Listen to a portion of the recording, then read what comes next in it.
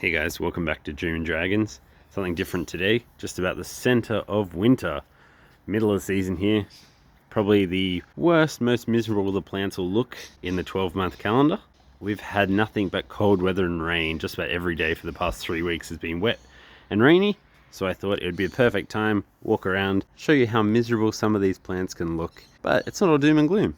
They'll be back, they'll be healthy, and I think it's quite nice to show how they can be quite battered, bruised, sick and sorry, and how little worried I am about them, because they are very durable plants and they usually bounce back pretty well.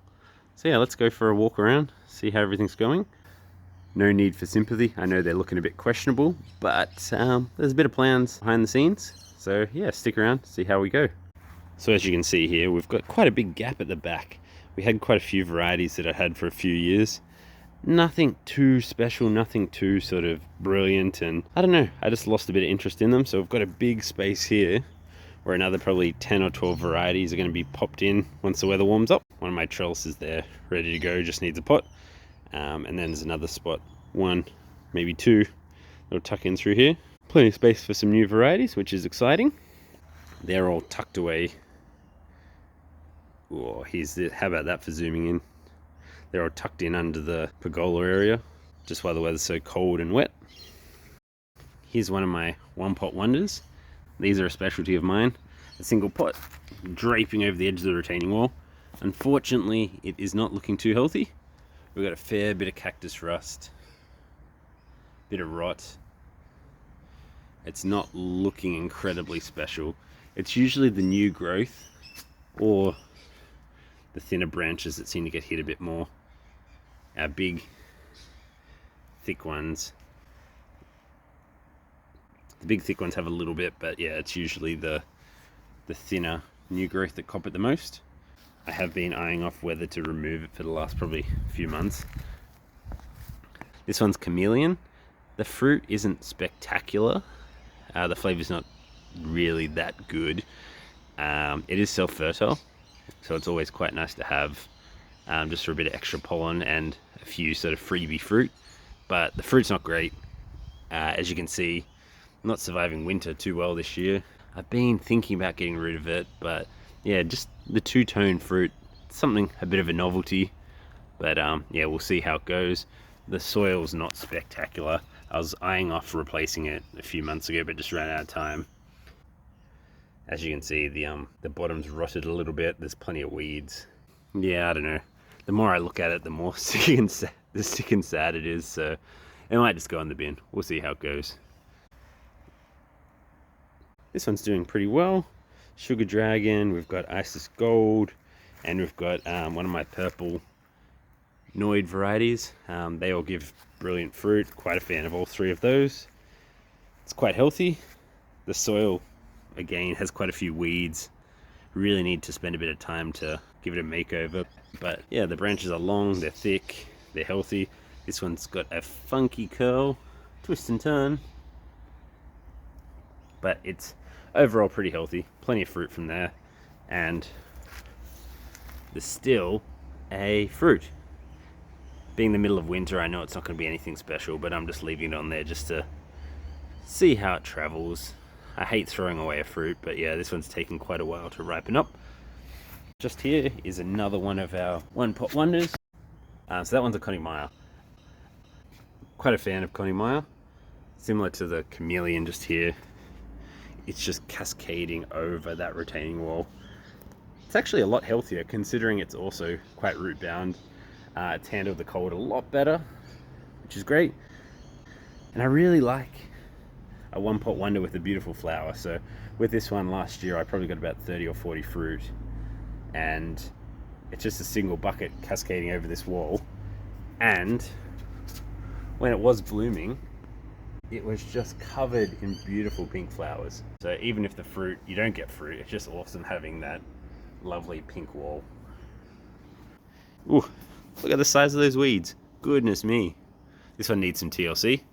Just here we've got our American Beauty and Trisha. A little bit of cold damage, mostly left over from the sun, but it's handling it all quite well. Quite a fan of American Beauty. Self-fertile, quite large, purple, magenta-y flesh fruit. Very flavoursome, which is good. I'm probably going to plant another one of those in one of these spare spaces. It seems to be quite popular, especially with new growers, and I would recommend it for quite a few people starting off, because you do get those big fruit, self-fertile, withstands the elements pretty well. Happy days. Tucked away under here and handling it quite well is one of our blacks. I've just chucked this under here because I don't really know what to do with it for the time being. It's just growing amongst the weeds and everything there. It's doing okay. Got a couple of fruit from that last year. Not the most incredible thing in the world, but again, a bit of a novelty. Over here, the soil is absolutely garbage in here. I showed it in one of my most recent videos, which I'll link in the description. Soil's horrendous. We've got white sapphire and we've got Townsend pink. Both are fairly similar, both pink, both self-fertile. Neither handled the elements spectacularly. As you can see here, a bit of sunburn from summer, but fruit were okay. Both self-fertile, as I said. So I would like to keep one. I'm not sure which one I want to keep yet, but if I get rid of one of those, it'll leave me 2 spots for 2 extra varieties, which is excellent. As I was saying, everything's looking a bit thin at the moment, but that is just because after last season, I realized some were just kind of making up the numbers, and you know, you can always get better. You can always try new things, and that's the good thing about these fruit. 12, 18 months later, you got a whole new variety to taste.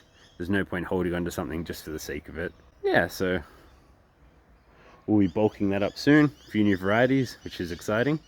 Feel free to drop below if there's anything that you have had and you felt was really good, because I'm open to suggestions. We've got a few more on the wall here. Pink Panther, pretty sad. Always getting in trouble for this one. It's blocking the staircase. The wife gets filthy. She's like, why is this creeping over the stairs? But at the same time, it's her favorite variety, so I don't know. Make up your mind. Just here, we've got another one of those one pot wonder rainbows. Funky old plant, this one. Pretty spiky. Haven't had a fruit yet from that, but I'm excited just to see the color change, because I believe the fruit does look cool as it changes from unripe to ripe. Got a couple of hybrids just here growing. Edgar's Baby. Quite a fan of Edgar's Baby, one of my favorite ones last year. Again, one pot wonder, just cascading over the wall. These are really good because you can get that fruit pretty early on without the commitment of space. Just sit it on the wall, and yeah, within about 12 months you'll get yourself a fruit. I got 4 from this bucket last year, which was great. This trellis here, the soil isn't incredibly spectacular, but all the branches are pretty mature and thick. It's a few years old, this one. Physical Graffiti, Pink Panther, and Haley's Comet. All good varieties. Would recommend all 3 because it is quite seasoned. It's definitely handled the elements a lot better than some of the other ones. They're all pretty thick, pretty healthy, pretty good. So it's doing quite well, regardless of the weather and the poor soil. Another little sugar dragon bucket with its ferns. I have no idea what's going on here, but just about every time I release a video, I remove the fern shortly after, and then we get new ferns straight away. So I don't know what's going on in there, but this sugar dragon loves a fern. Ferns are doing pretty well. I've just got little pots scattered around everywhere. I just have varieties that I'm sort of half committed to. Chuck them around, see how they go. If they handle the elements quite well, chuck them in a trellis. If they don't, then they go in the bin. In here I've got the 3 sisters. I've got Bruni, Chimira, and Kathy Van Orum. Not the most healthy plants in the world. The soil probably needs a bit of a replenishment, but I quite like the fruit on all of those. So I'm keeping them, even though Chimira and Bruni are pretty similar.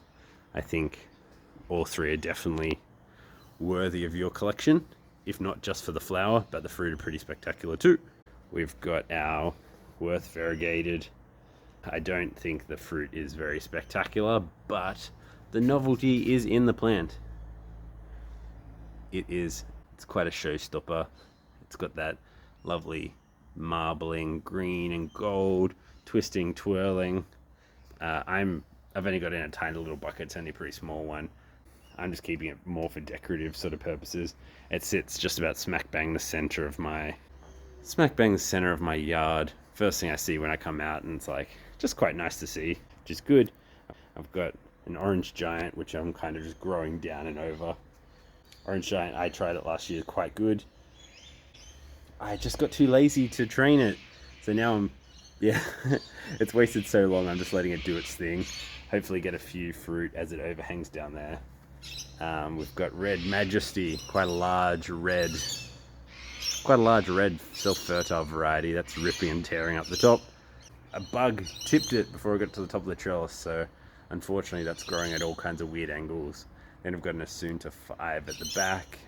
They're both doing okay. They're handling the elements quite well. Got another one. This one's Jing. I believe that's another quite large red self-fertile variety. Pretty excited to see how that turns out. And I've got a red, what do I have on the back there? I've got a red, royal red, I think. So that's on the back of that one too. Both doing quite well. Here's our bits and bobs and grafts pile. Got a lovely little Chimira here. The fruit of a Chimira is nothing special at all. And again, similar to our variegated, we're just growing it more for the novelty. Love these cool little croissant-like twists and turns. Another nice fruit just to have smack bang in the center of the yard. Something different, bit of a talking piece. As you can see, the weeds galore, plenty of weeds. A few hybrids and stuff here. As the weather warms up, we'll see how they go. If they don't obviously survive winter, they're not worth having in the collection. But there's some cool stuff here anyway. We've got our Pelora and our Red Jer in this one. A few quite late season fruit here. Quite a big bopper Pelora. Doing quite well. That's from the first wave. That's from January. I think I pollinated that one. Picked 2 off earlier this week. They were both quite nice. Over the 600 gram mark, which was good. That one's probably, I'd probably say that one's about the same. About 600 grams, maybe a little bit smaller. Probably has another week or two just to ripen up. Then we've got wave 2. The first wave was around January. These ones were probably around March, I would say. So they've probably still got a few months to go. I don't mind the Pelora fruit. Quite sweet, quite flavoursome, but takes, 4, 5, 6 months to ripen. You don't get as many fruit as a lot of the other varieties per flush, or per wave, I guess you could call them. And they take forever to ripen. I've got 2 Peloras in this pot, and I'm probably going to bin one of them just because, we've got 14 fruit, probably 15 fruit, 16 fruit from 2 plants. You can chuck in a Sugar Dragon or a Pink Panther or an American Beauty, something like that, and you're probably getting 50, 60 fruit from the same sort of plant. So, I don't know, it's cool to have that yellow variety, but yeah, you got to weigh it up when you've only got limited space. It's always a delicate balance. This is my only space that I've got, so I've got to, be quite selective. Can't waste it on something if I'm not getting what I want or what I need from the space. Yeah, anyway, that's a little bit of a walk around. Everything actually looked a lot better than I thought it would when I started walking around. I was expecting, a bit of rot here and there. But yeah, it wasn't too bad. We've got, some cold damage. But yeah, considering it's been so wet, just about every day is raining. Temperatures have been getting down to about 0 degrees Celsius. Things could be a hell of a lot worse, I guess you could say. But yeah, it's not so doom and gloom. There's a couple of varieties like that chameleon back there that we'll probably be binning. But overall, everything's hanging quite nicely. A bit of a feed in the next couple of weeks as it starts warming up a little bit. We'll probably kick them on. But yeah, considering it's middle of winter, we're doing okay. It's one of those things, guys, where the longer your plants are in the ground, the healthier, the sort of more mature they're getting, the more they're going to withstand that heat, the more they're going to withstand the cold, the more they're going to stand the elements. So yeah, get them through that first winter, get them through that first summer, and you'll notice a significant improvement in the handling of those elements. Anyway, guys, have a lovely rest of the afternoon, and yeah, we'll see you again soon.